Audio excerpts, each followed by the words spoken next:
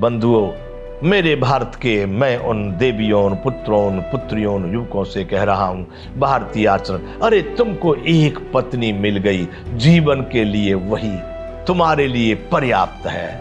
पूरा प्रेम उससे करो और फिर जीवन को देखो। उस पत्नी के लिए भी पूरा पति के लिए समर्पण। मेरा परमात्मा इस संसार में दूसरा नहीं है, यही है।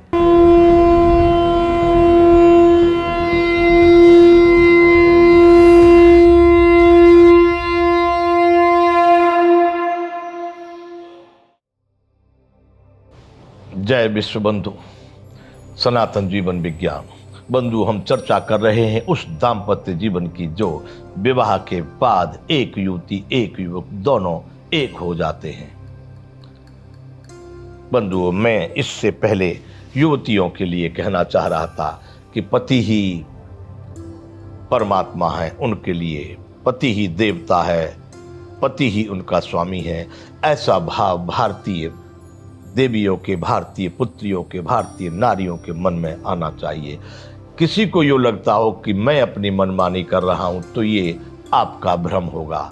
मैं जो आज हमारे भागवत या रामायण जो ग्रंथ भारत में चल रहे हैं, जिनके आधार पर आप भारत में भारतीयता की बात करते हैं, उन्हीं ग्रंथों के आधार पर बात कर रहा हूँ।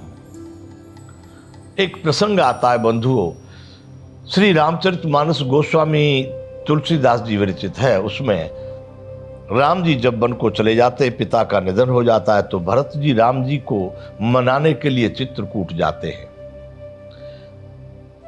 देखिए कितना बड़ा त्याग, वहां राज्य दिया गया है लेकिन उन्होंने स्वीकार नहीं किया। राम की शरण में जाते हैं, वहां पर चित्रकूट पे जाकर के राम जी को मनाने का प्रयास करते हैं।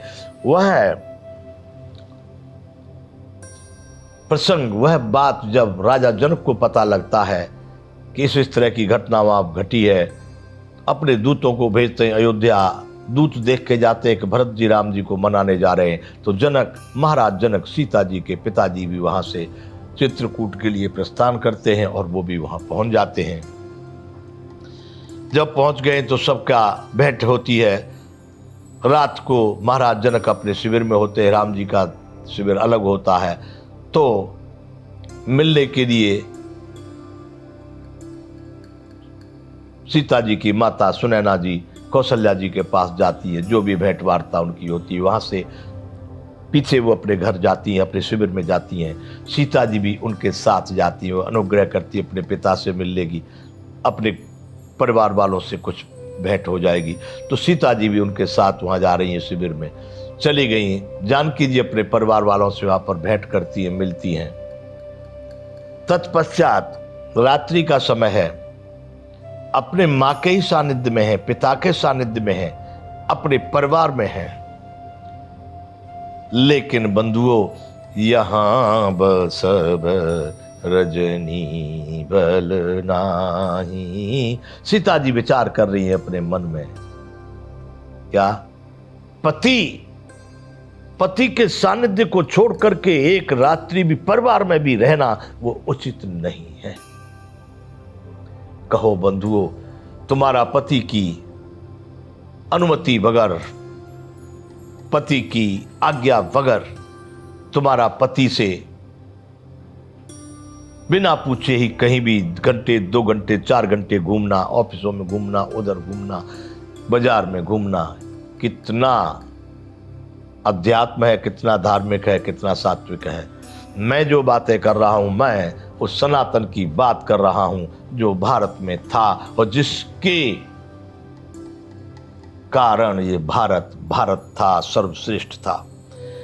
माता जानकी जी ने अपने मन में विचार किया, उनकी माता, कोई भी माता अपनी पुत्री के प्रति एक कदम को किधर जा रहा है अच्छी तरह जानती है, उसके मन की चाल को भी समझती है। आज जितनी घटनाएं, दुर्घटनाएं हो रही हैं, उन माताओं के मूर्खता के कारण हो रही है, या उनके तुष्टीकरण के कारण हो रही है, या उनके लालच, महत्वाकांक्षा और अपेक्षाओं के कारण हो रही है।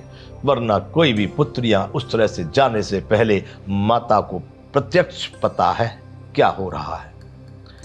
माता सुनैना समझ लेती हैं। सीता जी के मन में विचार है कि रात को यहाँ रहना पति से दूर रहना, पति की अनुमति से, और ऐसा समझकर माता सुनैना महाराज जनक से कहती हैं कि जानकी को वहीं पहुंचाओ, जानकी जी को इन्हीं के शिविर में जाना होगा। और वो पश्चात वहां पीछे राम जी के पास अपनी माता कौशल्या के पास आ जाती है।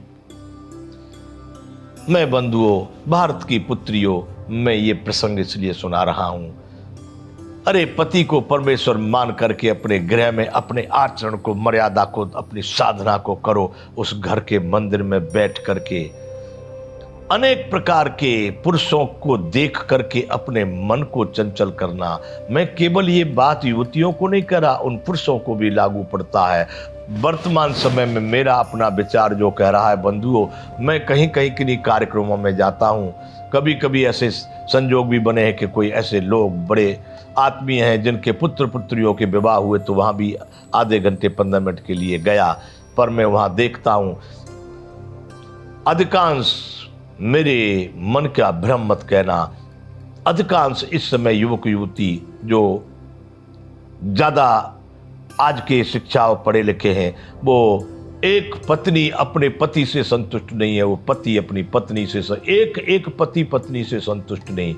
वो अन्य के मनों की उनकी इच्छाएं देखने से भी मालूम पड़ जाती है, उनके चाल चलन से मालूम पड़ जाता है, उनके आचरण से मालूम पड़ जाता है। बंधुओं, वर्तमान में 50% के ऊपर यही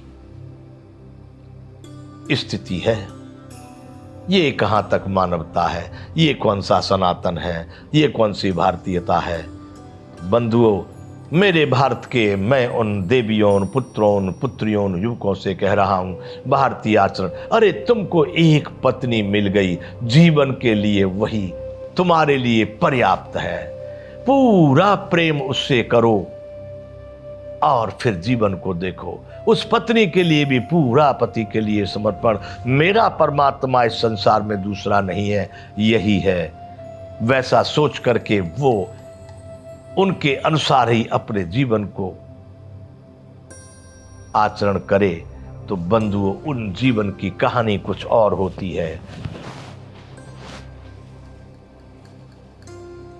इसी श्री रामचरितमानस में सीता जी जब जा रही हैं तो अत्रि ऋषि के आश्रम में श्री राम जी पहुंचते हैं।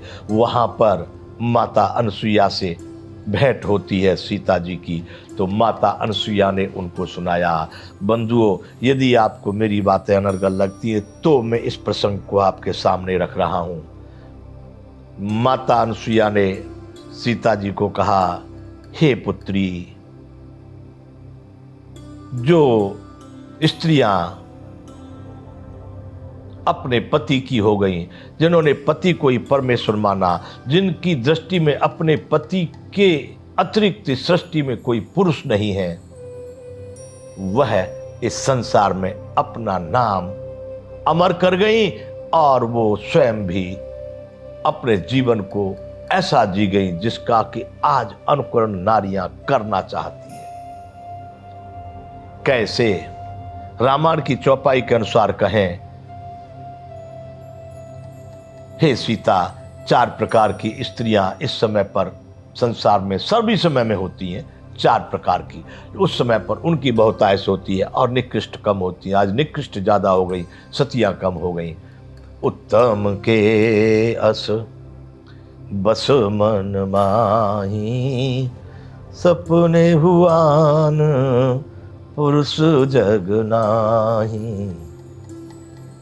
हे सीता, उत्तम प्रकार की जो स्त्रियां हैं उनके मन में निर्णय है कि मेरे पति के अतिरिक्त सृष्टि में दूसरा कोई पुरुष नहीं है।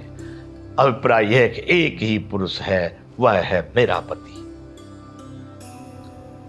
मध्यम पर पति देख ही कैसे, भ्राता पिता पुत्र निज जैसे। और सीता, मध्यम कोटि की जो स्त्रियां हैं वो दूसरे के पुरुष को देखती हैं, बराबर का है तो भाई, बड़ा है तो पिता और छोटा है तो पुत्र की दृष्टि से। मध्यम पर पति देखे कैसे, भ्राता पिता पुत्र निज जैसे। तीसरे प्रकार की स्त्रियां कहिए, इसका हम तीसरे प्रकार की स्त्रियां बताई हैं, जो पति घर पर नहीं है और अपनी स्वच्छंदता से घूम रही हैं, वो तीसरी हैं। और चौथी है कौन सी? जो निकृष्ट है। निज पति तज पर पति रति करई, सो निकृष्ट स्त्रिय। वो अपने पति को छोड़ के दूसरे पतियों में प्रेम लगाती, वो निकृष्ट है। यहां विराम करेंगे। जय विश्व बंधु।